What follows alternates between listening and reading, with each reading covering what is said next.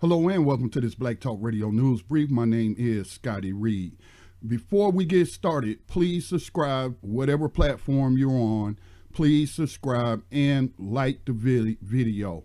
We prefer that you subscribe directly at blacktalkradionetwork.com, which is our independent black media platform. All right, so let's get started. On this particular video, I want to take a look at some propaganda concerning the conflict in Ukraine and CNN's continued whitewashing of these AZOV neo-Nazis that are operating in Ukraine, with thousands of them being taken captive as prisoners of war, and it's being rumored that they may stand trial for the 8 years worth of human rights violations and crimes against the Ukrainians in the eastern part of Ukraine, which is known as the Donbass region. Let's get started.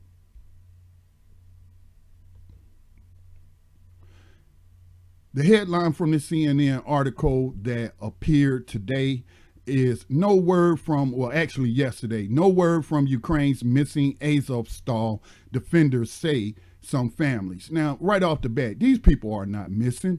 These people have been taken prisoners of war after they surrendered. But again, you know, there's just so much propaganda coming from Western press concerning that conflict, and CNN is probably the world leader in this propaganda. So let's read a little bit, but before, look up some of these writers for CNN that published this propaganda piece.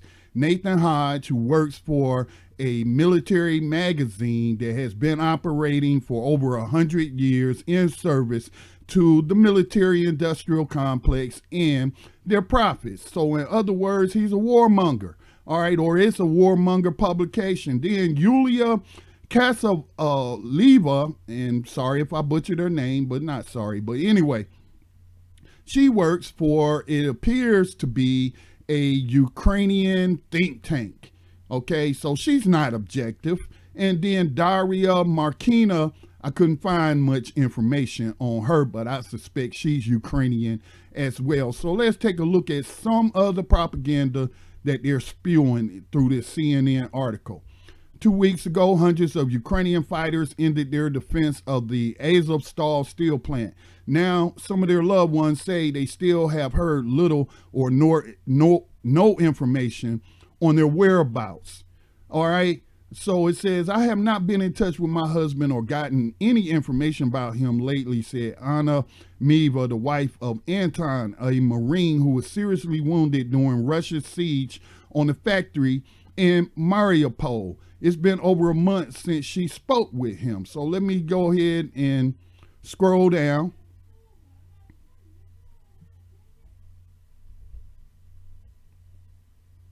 To some of the more egregious propaganda. It says, we all, families, wives, and mothers of the Marines, are sticking to each other. We are always in touch with each other 24/7, she said. We always exchange any available news. We are like a family. After a lengthy siege, the Ukrainian port city of Mariupol fell under complete Russian control earlier this month with the surrender of Azovstal, the city's last bastion of Ukrainian defense. It is unclear how many Ukrainian troops are now in Russian custody. So they're not missing, are they? If they're in Russian custody, why are you using a title that says they're missing? But it's the Russian military has claimed that over 2,000 Ukrainian service members surrendered there. Now, it goes on to say Russian state propaganda has demonized Azovstal defenders as Nazis, raising serious concerns about how they may be treated in captivity. Well, from all the reports I've seen, they've been processed as prisoners of war, and the Ukrainian Marines, who are separate from the Azov battalion soldiers, who are neo-Nazis, have been separated, and the neo-Nazis are being processed and held in a prison to stand trial for their crimes, is some of the news that's coming out of Russia. Now, here's an interesting thing. Below it says another woman named Yana, whose boyfriend is a Marine who was in Azovstal, spoke to CNN on condition of anonymity, citing security concerns. I have not heard from him or anything about him, she said. Last time we were in touch was on May 11th. Now, what security concerns might she have, right? She's safe behind the front lines. She's probably in Kyiv somewhere, you know, where Russian troops aren't. So what is she talking about? Security concerns. She's concerned about her own government possibly putting her in prison for talking too much. Okay? That's where her security concerns come from. And we've heard the threat of Zelensky talking about anybody who surrenders to the Russian allied troops, anyone who is seen cavorting with them will be known as traitors and will suffer the death of traitors. You know, it's some of the stuff that we've heard coming out from these people. All right, now, the thing that I want to focus on most is, again, the whitewashing. Russian state propaganda has demonized Azovstal defenders as Nazis. How can you demonize someone by citing what they are? All right. Now, before I get into what they are and what CNN knows they are, why are these people might be confused? These wives and girlfriends and mothers might be confused about their whereabouts and maybe claiming that they're missing. Well, it might have to do with the Ukrainian press, the Ukrainian government, and Zelensky lying about them being evacuated from Mariupol. Maybe, you know, they're reading some of the same Western press that I'm reading that said hundreds of Ukrainian troops evacuated from Mariupol. And that was from The Guardian, a UK-based corporate news outlet. From the BBC, Mariupol, hundreds of besieged Ukrainian soldiers evacuated. From the Associated Press, fighters appeal for evacuation of wounded from Mariupol Mill. Okay, when you get taken prisoner of war, that's not an evacuation. It was a surrender and capture. That's what it was. But they're using, you know, this deceptive language like, oh, Zelensky evacuated them safe somewhere. No, he did not. They were taken prisoner. And I've never seen a military conflict covered in such a way using this type of language, calling prisoners of war the evacuated. All right. So that's just crazy. All right. Now, about the Nazi part. If it's Russian propaganda that AZOV, and they're not the only Nazis, if it's Russian propaganda that they're Nazis, then why has the U.S. Congress voted in the past to ban arms to the Ukraine militia linked to neo-Nazis? All right. Why did Congress remove a ban on funding neo-Nazis? All right.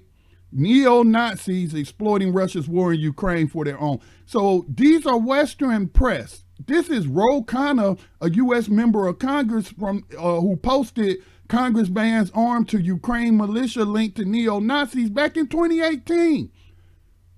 So how can you then, with a straight face, call it Russian propaganda? It's not Russian propaganda, or what's the new word they like to use, disinformation. This has been talked about for years. And again, I'm going to keep promoting the 2016 Oliver Stone-produced documentary, Ukraine on Fire, which showed the crimes of those Nazis in the U.S.-backed coup of 2014.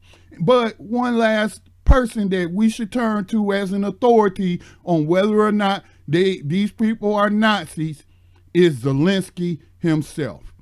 I made a clip a while back about from this Fox News report where Zelensky was asked straight up if these were Nazis. And this is what he said. I want to have you clear something up for us, and this is these reports about the AZOV battalion that is said to be Nazi-affiliated organization operating as a militia in your country, said to be committing their own atrocities. What should Americans know about that unit, about those reports? So Azov was one of those many battalions. They are what they are. They were defending our country. And later I want to explain to you. Everything from all the components of those volunteer battalions later were incorporated into the military of Ukraine. Those Azov fighters are no longer self-established group. They are a component of the Ukrainian military. So there you have it.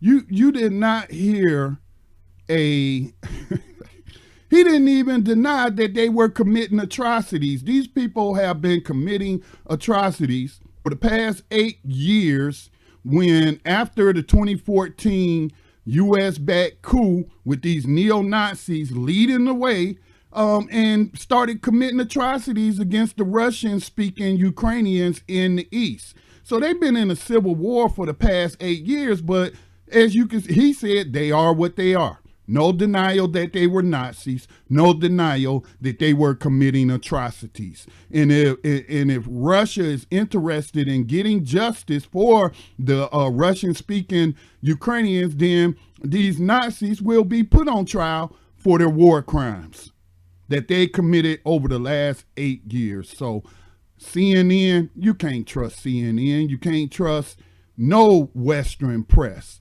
Okay, they don't lie about everything, but they lie about enough, especially when it comes to the military or war or military conflicts, and especially when the opponent is a government the Western oligarchs don't like. All right, so anyway, there you have it.